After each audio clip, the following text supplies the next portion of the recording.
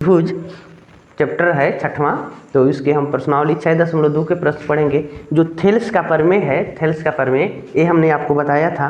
Thales का प्रमेय होता है, बताए थे कि जब कोई एक रेखा किसी त्रिभुज के एक भुजा के समांतर खींची जाती है तो वो अन्य दो भुजाओं को क्या करती है, समान अनुपात में विभाजित करती है। ठीक है, या किसी त्रिभुज के एक भुजा के समांतर खींची गई रेखा त्रिभुज के अन्य दो भुजाओं को बराबर अनुपात में विभाजित करती है। ठीक है, ये हम लोग का प्रमेय है, इसी के बेस पर हम लोग हल करेंगे इनको। ठीक है, तो देखो, तो इसके आधार पर हम इन प्रश्न को सॉल्व करेंगे, प्रश्नावली के प्रश्न। हम आशा करते हैं कि आपको ये अच्छी तरह से समझ में आएगा। ठीक है, जैसे यहाँ पर चित्र दो चित्र दिया गया है, यहाँ पर दो चित्र दिए गए हैं। ठीक है, तो यहाँ पर कह रहा है कि चित्र 1 और 2 में देखो DE पैरेलल है BC के, DE और इसमें भी है DE, तो दोनों में नीचे BC है, यहाँ भी BC है। ठीक है, तो ये जो लाइन खींचा है DE रेखा BC के समांतर है, यहाँ भी यह इनके समांतर दिया है। तो हम तो यही तो जानबे कर रहे थे कि प्रमेय आपका थेल्स का कहता है कि किसी त्रिभुज के एक भुजा के समांतर खींची गई रेखा त्रिभुज के अन्य दो भुजाओं को समान अनुपात में विभाजित करती है। ठीक है, तो अगर हम चित्र 1 की बात करें 1 से, ठीक है, यहाँ लिखेंगे चित्र 1 से। ठीक है, तो चित्र 1 में देखो यह समांतर रेखा है, DE पैरेलल है BC के, तो आप लिखेंगे तो प्रमेय 6.1 से, ऐसे ही आपको लिखना होगा। तो प्रमेय 6.1 क्या कहता है, AD लिखेंगे, AD बट्टे में DB बराबर AE बट्टे में EC। ठीक है, अब आ जाओ, इनका मान है 1.5, AD का मान कितना है 1.5 और DB का मान कितना है 3। ठीक है, बराबर AE का मान देखो, तो AE का मान 1 और नीचे EC का मान नहीं दिया है, यही तो हमको ज्ञात करना है। ठीक है, तो या तो यक्स लिख ले या ना तो ऐसे रहने देते हैं EC, यहाँ पर लिखा है EC का मान बताइए। तो देखो यहाँ हम लोग इसका क्या कर देंगे, क्रॉस गुणा कर देते हैं, इनका गुणा इनके साथ, इनका गुणा इनके साथ। तो जब हम क्रॉस गुणा कर देंगे तो 1.5 के साथ हमारा गुणा हो गया EC, और 3 का गुणा 1 के साथ करेंगे तो 1 गुणे 3। अब EC का मान हमको निकालना है ना, 3 एकम 3 और 1.5 इसके नीचे चला गया, तो EC बराबर देखो 3 है, 1.5 मतलब 1.5 है, तो 1.5 का 2 गुना 3 होता है ना, 3 से ये 2 बार में कट गए, तो EC का मान मिल गया 2 सेंटीमीटर, EC का मान 2 सेंटीमीटर। ठीक है, इस तरीक़ा से हमको जो मान कहा था EC का मान बताइए इतना कितना दूरी है बताइए, ये हमको पता चल गया। इसी तरीके से दूसरे में देखो, दूसरे चित्र में भी दिया है कि यह DE लाइन जो है पैरेलल है BC के, इसके समांतर दिया ही है, तो आप यहाँ भी लिखेंगे प्रमेय 6.1 से। तो देखो बाबू, इसमें कह रहा है कि AD का मान बताइएगा, तो AD यही ना है, इन्हीं का मान हमको बताना है, तो लिखना है AD बट्टे में DB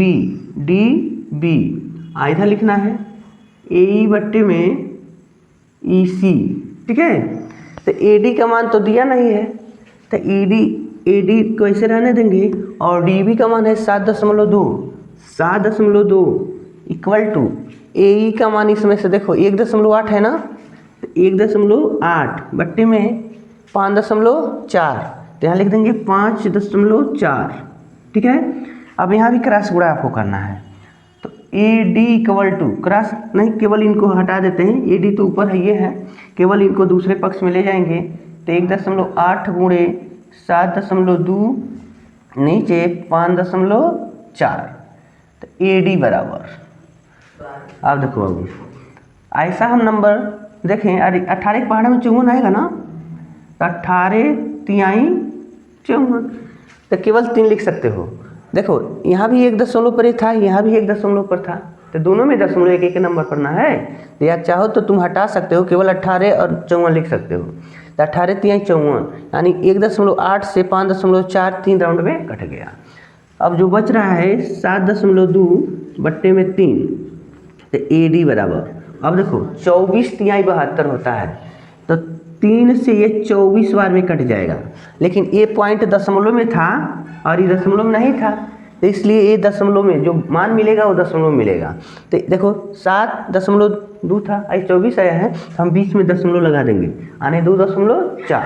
तो इस तरीक़ा से AD का मान 2.4 मिल गया, 2.4 सेंटीमीटर। ठीक है, इनका वैल्यू हो गया। तो ये हमको मान पता चल गए। इसी तरीके से अगर आपको एग्जाम में प्रश्न पूछे जाएं तो आपको सॉल्व करना होगा। यही क्या है, थेल्स का प्रमेय है। थेल्स के प्रमेय को इस तरीके से फॉलो आपको करना होगा।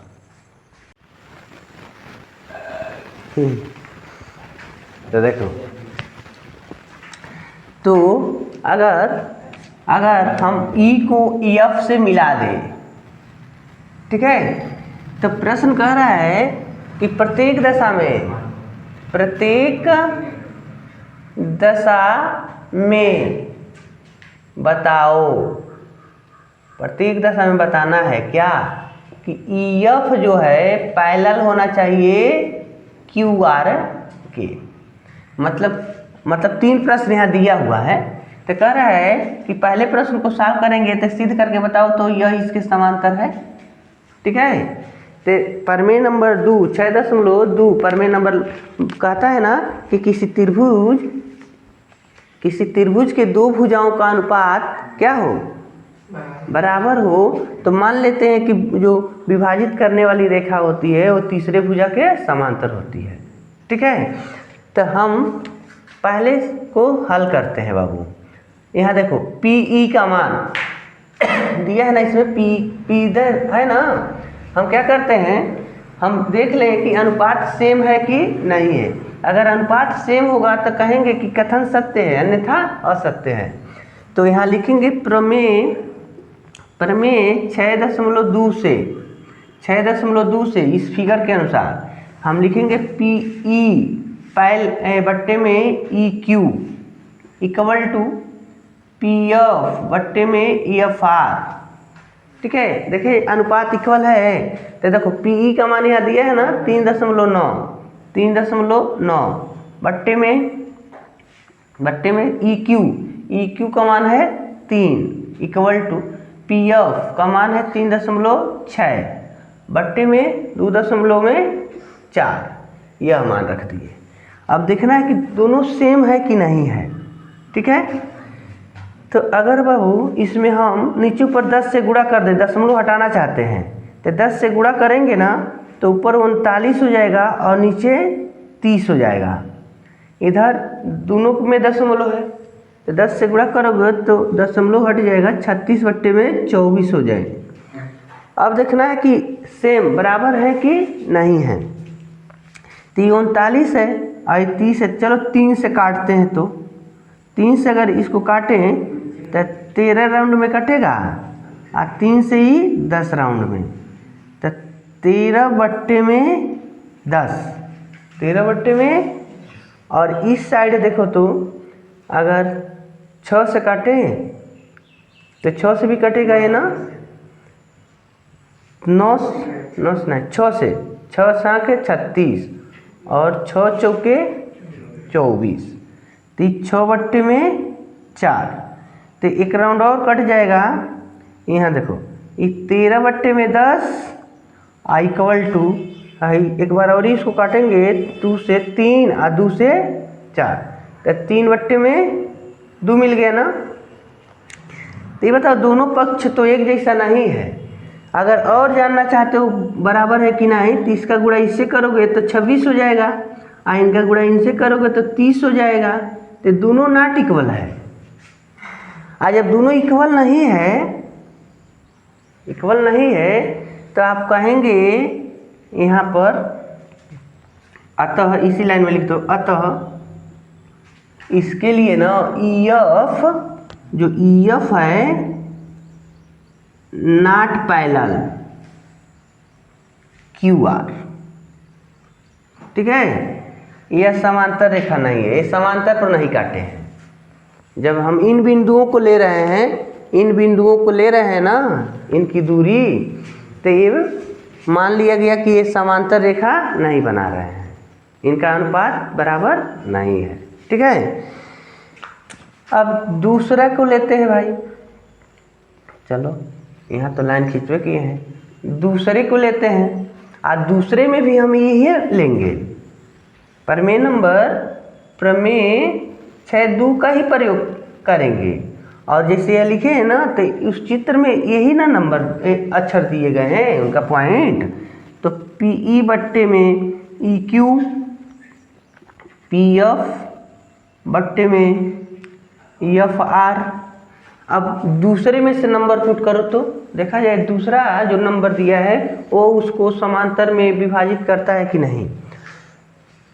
तो PE का मान है बाबू 4 बट्टे में QE का मान है या EQ का मान है 4.5, इधर PF का मान है 8 और 9, ठीक है।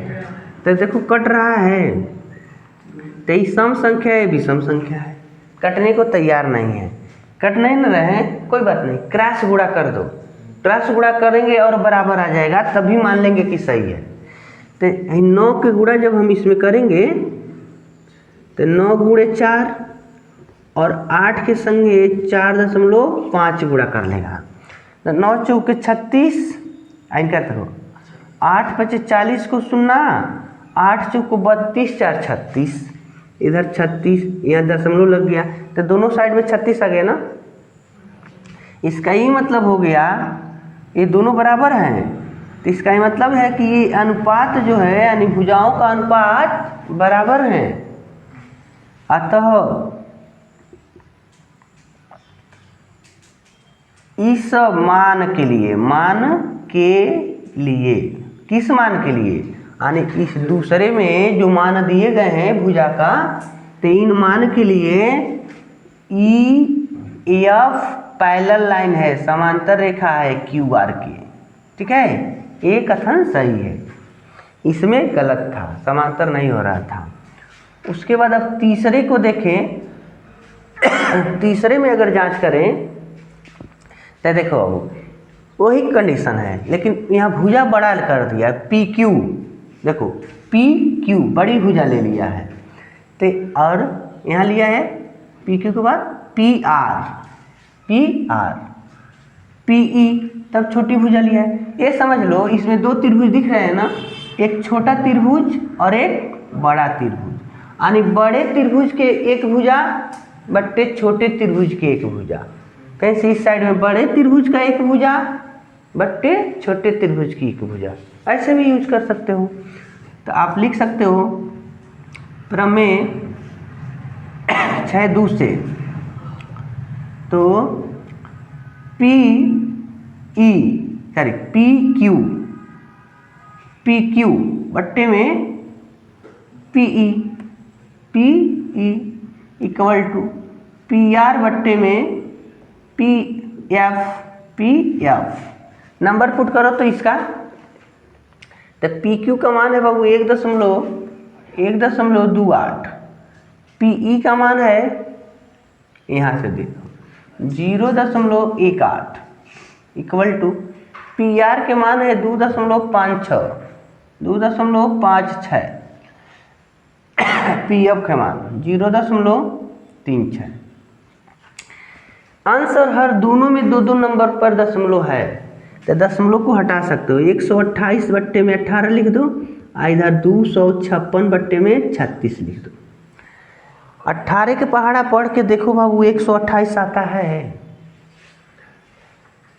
ठीक है। तो 18 के पहाड़ा में 128 नहीं आएगा, लेकिन नहीं आएगा तो चलो दूसरे तरीके से विभाजित करके देखें। 2 से काटो तो इसको 2 से काटेगो 6 और 4 64, 18 का आधा हो जाएगा 9, इधर अगर 2 से विभाजित किए 4 से कर लो तो 4 से करो तो 4 से करेंगे तो 4 चौके 4 छके 24 एक बचेगा तो 16 हो जाएगा, 4 चौके 16 और यहाँ 4 9 36 है। तो यहाँ देखो ऊपर 64/9 इस साइड में भी बच रहा है 64/9। तो यहाँ तो दोनों साइड आपको अब दिख गया इक्वल है, ठीक है। तो जब दोनों साइड इक्वल मिल गया तो कहेंगे तो इसका ये मतलब हो गया कि EF जो है QR के, ठीक है, QR के समांतर है। यानी ये कथन क्या है, सत्य है। यानी ये बिंदु जो दिए गए हैं ये सही है, लेकिन पहला जो था वो गलत था, ठीक है, उसके लिए वो समांतर नहीं हो रहा था। इस तरीके से प्रश्न को सॉल्व किए।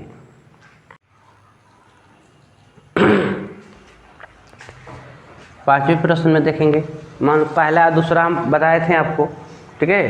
प्रश्न नंबर 1 और 2 हम लोग पढ़े थे। उसके बाद प्रश्न नंबर 3 और 4 आपका होमवर्क था, ठीक है, आपने होमवर्क कर लिया। उसी के अकॉर्डिंग क्वेश्चन नंबर और 5 को पढ़ेंगे 5वें प्रश्न में, ठीक है। तो 5वें प्रश्न में कह रहा है कि देख लो चित्र दिया हुआ है कि आपकी किताब में इस चित्र का नंबर दिया है 6.20, ठीक है, पर ये चित्र दिया हुआ है। इसमें कह रहा है कि यदि DE, इसमें देखो तो DE है, DE जो है OQ के समांतर है। DE लाइन जो है OQ लाइन के समांतर है। और DF जो है DF OR के समांतर है, ठीक है।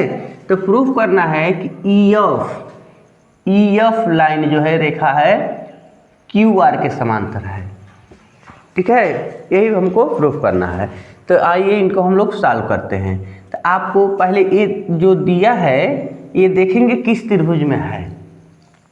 तो जो DE है और OQ है तो यह समांतर है ना। तो अगर देखा जाए PQO त्रिभुज एक दिख रहा होगा, त्रिभुज PQO में तो त्रिभुज PQO में देखा जाए तो ये आधार हो जाएगा और ये बीच में ना लाइन काटा हुआ है। तो आप कहोगे ना कि ये DE OQ के यदि समांतर है, यदि ED पैरेलल है OQ के, तो आप कहोगे ना प्रमेय 6.2 से, प्रमेय 6.2 से, प्रमेय 6.2 क्या कहता है, किसी त्रिभुज के 2 नहीं 1 से कहेंगे, 6.1 से किसी त्रिभुज के एक भुजा के समांतर खींची गई रेखा त्रिभुज के अन्य 2 भुजाओं को क्या करती है, बराबर अनुपात में विभाजित करती है। तो मान लो हमारे पास PQO एक त्रिभुज है, इसका आधार यह है, तो इसके समांतर न ये रेखा खींची गई है, तो यह इसके समांतर है। तो आप इतना बट्टे में इतना यानी कहोगे ना, यह इसके अनुपात के बराबर यानी अनुपात है और यह इतना के अनुपात में, यानी दोनों एक दूसरे के अनुपात में विभाजित किए गए हैं, बराबर अनुपात में विभाजित किए गए हैं। तो आप 6.1 से तुम लिखोगे PE यानी बट्टे में लिखोगे EQ बराबर होगा किसके, PD बट्टे में DO, ठीक है, इतना बट्टे में इतना और इतना बट्टे में, ठीक है, ऐसा होगा ना प्रमेय 6.1 से। अब आ जाओ तो इस साइड में, अगर यहाँ से अगर बात करें तो POR एक त्रिभुज दिख रहा है, POR त्रिभुज POR में देखो भाई, POR एक त्रिभुज है जिसका आधार यह हो तो इसी के समांतर नहीं यह लाइन है, ठीक है। तो आप लिखोगे POR में दिया है DF पैरेलल है, प्रश्न में लिखा है ना DF OR के समांतर है। तो यहाँ भी लिखोगे प्रमेय 6.1 से। यहाँ भी आप कहेंगे ना यदि किसी त्रिभुज के एक भुजा के समांतर खींची गई रेखा, ठीक है, अन्य 2 भुजाओं को क्या करती है, समान अनुपात में विभाजित करती है। तो यहाँ भी आपको लिख देना होगा कि पी एफ बट्टे में पी एफ बट्टे एफ आर, ठीक है, पी एफ बट्टे एफ आर बराबर पी डी बट्टे में डी यू, टी यू। हाँ, इक्वेशन नंबर 2, ठीक है। अब देखो बाबू, इक्वेशन 2 और 1 में कुछ कॉमन दिख रहा है। अगर हम बात करें समीकरण 1 और 2 से, तो देखो 1 में पी डी बट्टे डी यू है और 2 में भी पी डी बट्टे डी यू है। तो पी डी बट्टे डी यू को हटा दे, इतना बराबर इतना हो जाएगा ना, या तुम अगर इसमें इसको घटाते हो तो यह कट जाएगा, तो जो बचेंगे वही बराबर ना हो जाएगा। तो आप लिख देंगे पी ई बट्टे में E Q equal to F, P F बट्टे में एफ आर, ठीक है, यह बराबर मिला। लेकिन हम लोग को यह नहीं दिखाना है, हमको तो समांतर दिखाना है ना। अब आ जाओ, ये देखो तो ये जो बराबर मिला है किस त्रिभुज में मिला है, किस त्रिभुज के लिए है। तो देखो पी ई बट्टे में ई क्यू है ना, उस साइड आओ, पी एफ बट्टे में एफ आर। तो अगर देखा जाए तो ये बड़ा त्रिभुज के लिए है ना, बड़े त्रिभुज के लिए है ना है। तो आप लिखेंगे त्रिभुज पी क्यू आर में, पी क्यू आर में, बड़ा त्रिभुज में। तो बड़ा त्रिभुज में जो है भुजाओं का अनुपात क्या है, बराबर है। बड़ा त्रिभुज में भुजा का अनुपात बराबर है। एक पल के लिए चलो इसको हम मिटा कर दिखाते हैं। अब बड़ा त्रिभुज हम ले लेते हैं, ठीक है, आई पी क्यू आर बड़ा त्रिभुज हो गया। इसमें एक लाइन हमने खींचा, तो जो लाइन खींचा वो लाइन इस वाले दोनों भुजाओं को 2 अनुपात में बांटी है ना। अब अनुपात बराबर है कि नहीं है ये हमको नहीं पता है, लेकिन यहाँ पर समीकरण नंबर 3 में देखेंगे तो दोनों का अनुपात यानी इतना बट्टे इतना बराबर इतना बट्टे इतना है। समीकरण नंबर 3 में दिख रहा है ना। तो प्रमेय नंबर 2 क्या कहते हैं कि अगर किसी त्रिभुज में खींची गई रेखा त्रिभुज के अन्य 2 भुजाओं का यानी 2 भुजाओं को बराबर अनुपात में अगर बांटती है तो खींची गई रेखा तीसरी भुजा के क्या होती है, समांतर होती है। प्रमेय नंबर 2 कहता है। तो हमने देखा कि पी क्यू आर में यह अनुपात बराबर है। समीकरण 3 से देखा कि पी ई बट्टे में ई क्यू और पी एफ बट्टे में एफ आर बराबर है ना। आई दोनों का अनुपात बराबर है ना। तो प्रमेय लिखेंगे प्रमेय 6.2 से। प्रमेय 6.2 कहता है किसी त्रिभुज में खींची गई रेखा 2 भुजाओं को बराबर अनुपात में विभाजित करती हो तो रेखा तीसरे भुजा के समांतर होती है। तो अगर ये दोनों अनुपात बराबर अनुपात में बट रहे हैं तो मतलब यही रेखा ना इसको बांट रही है। तो मतलब हो गया कि यह दोनों एक दूसरे के समांतर है, ठीक है। तो आप लिख देंगे प्रमेय 6.2 से ई एफ पैरेलल होगा क्यू आर के, यह प्रूफ हो जाएंगे, ठीक है। यही बात हम लोग को दिखाना था, लेकिन ये फोटो हमने मिटा दिया, तो मिटाना नहीं है, आप इसको ऐसे ही रहेंगे। वो तो हमने समझाने के लिए ना मिटा दिया था, ऐसे आप बनाएंगे, ठीक है। तो ये आपका प्रूफ हो गया। केवल आपको प्रमेय याद होना चाहिए, प्रमेय याद रहेगा तभी ये काम कर सकते हैं।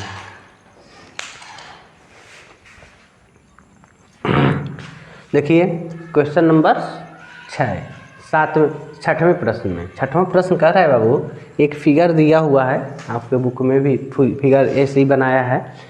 कह रहा है कि ओपी त्रिभुज है हमारे पास, पी क्यू आर है ना।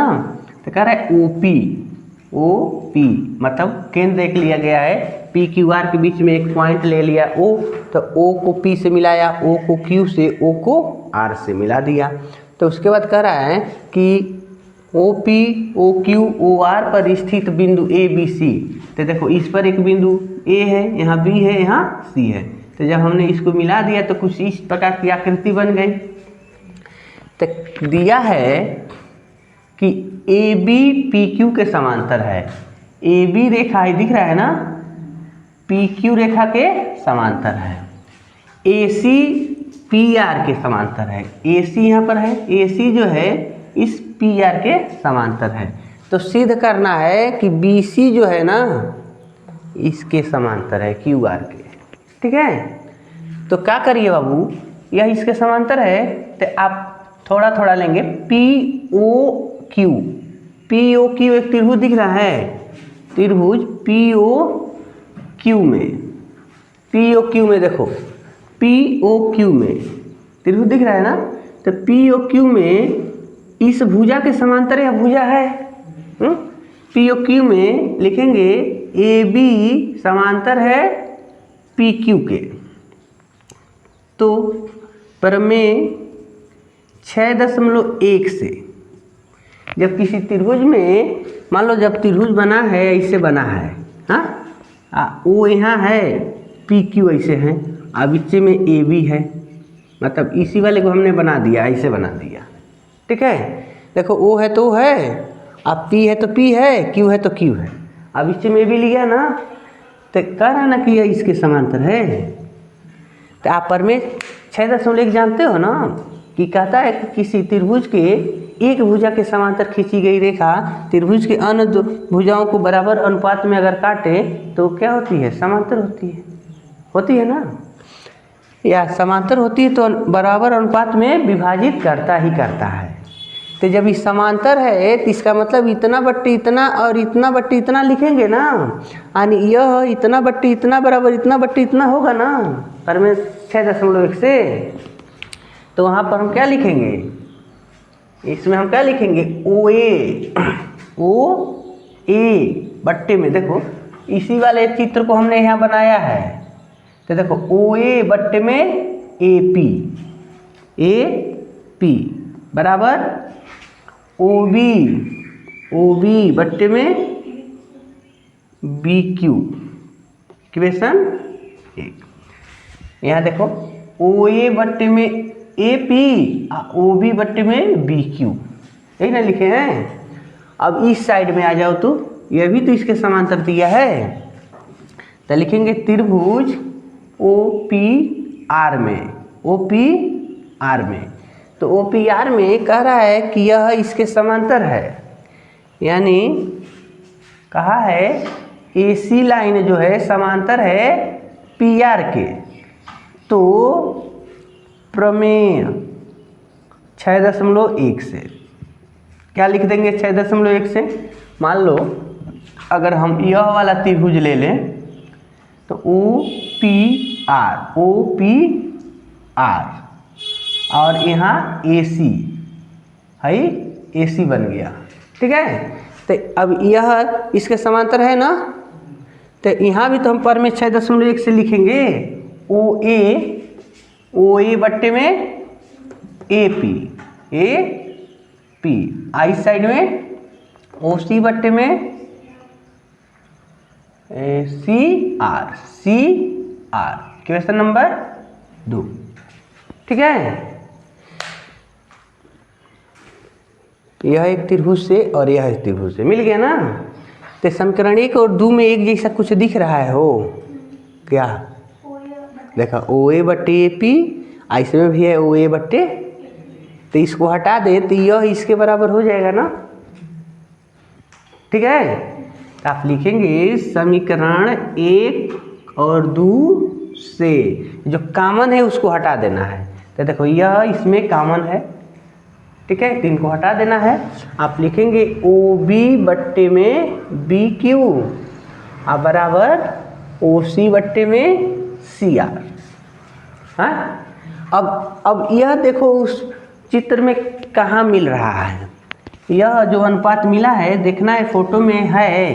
ये देखो बाबू ओ बी यहाँ दिख रहा है ना, ओ बी बट्टे में बी क्यू, ओ बी बट्टे में बी क्यू, इधर ओ सी बट्टे में सी आर, तो यहाँ ओ सी बट्टे में सी आर। तो यह जो अनुपात मिला अब इस त्रिभुज के लिए ना हो गया, हाँ इस त्रिभुज का अनुपात दिख रहा है ना। तो अब यहाँ पर आप कह सकते हो प्रमेय, कौन सा प्रमेय, 6.2 से 6.2 क्या कहता है, किसी त्रिभुज के दो भुजाओं का अनुपात अगर बराबर हो तो उनको विभाजित करने वाली रेखा एक दूसरे की क्या होती है, समांतर होती है। विभाजित करने वाली रेखा तीसरे भुजा के समांतर होती है।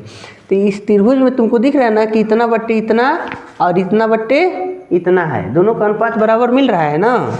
तो इसको यही रेखा ना विभाजित कर रही है, तो यह जो रेखा है इसके क्या होगी, समांतर होगी, प्रमेय नंबर 6.2 से। तो आप लिख देंगे BC पैरेलल होगा QR के, ठीक है, और यही हमको सिद्ध करना था, ठीक है।